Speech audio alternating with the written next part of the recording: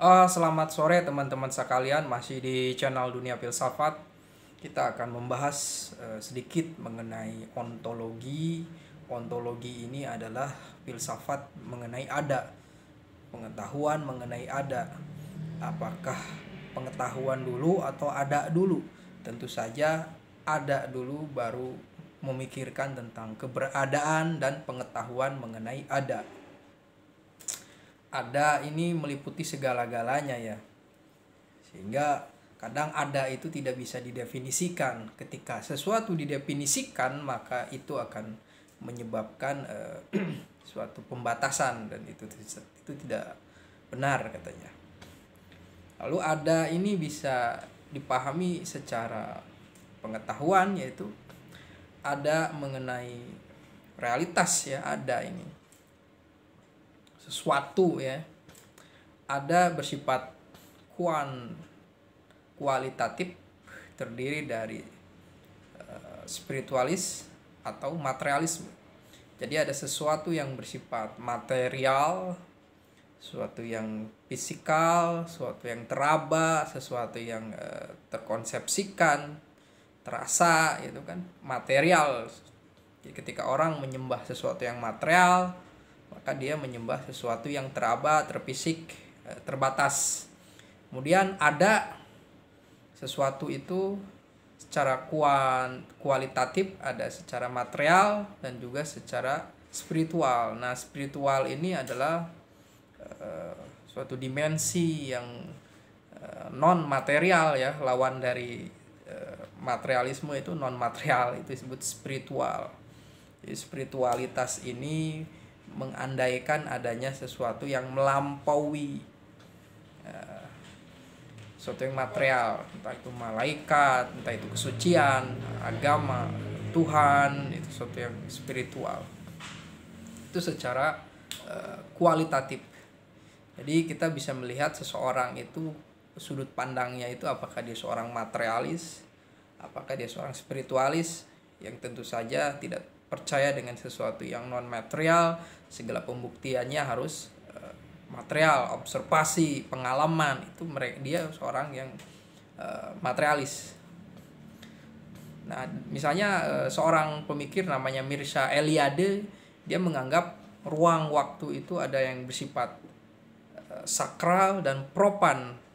Nah, ini dia memahami ada sesuatu ruang waktu yang bersifat sakral, suatu ruang waktu yang bisa yang mendekatkan tentang suatu realitas yang tertinggi atau ketuhanan di sana. Itu Mircea Eliade.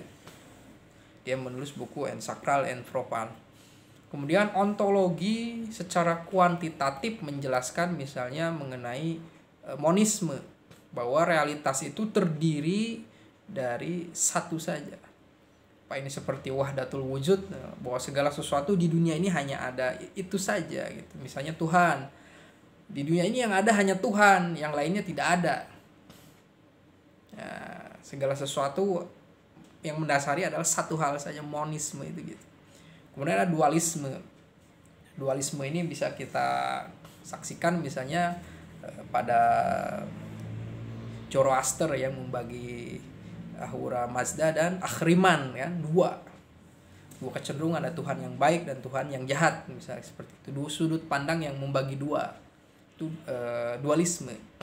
Kemudian ada pluralisme yang menyatakan bahwa realitas ini terdiri dari berbagai hal, berbagai entitas partikular, terfragmentasi, hanya relasi saja, tidak ada sesuatu yang bersifat substansi.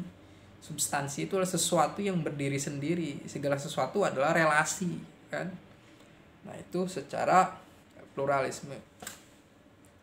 Kemudian di dalam pemahaman mengenai ketuhanan, yang unik itu adalah Spinoza menganggap bahwa realitas itu hanya ada satu, hakikat itu ada satu, Tuhan. Dan dia meliputi segala-galanya, dan manusia juga, alam juga sebagai modus keberadaan Tuhan. Jadi manusia itu Tuhan itu sebagai yang meliputi segala-galanya, dan alam ini juga sebagai Tuhan. Maka Spinoza dianggap panteisme, mengajarkan panteisme dan dianggap sesat oleh orang-orang Yahudi karena menyamakan alam dengan Tuhan.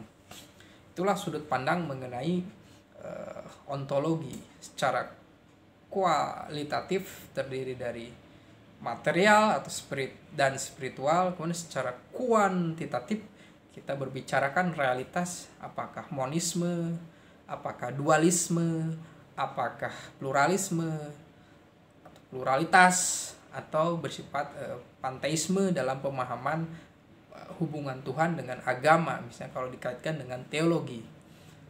Jadi ontologi itu sebagai suatu pengetahuan disusun untuk memahami pengetahuan yang bersifat melampaui itu. Jadi manusia berabstraksi untuk memahami suatu realitas yang terkonsepsikan abstraksi gitu kan, tentang kenyataan atau realitas itu sendiri. Terima kasih.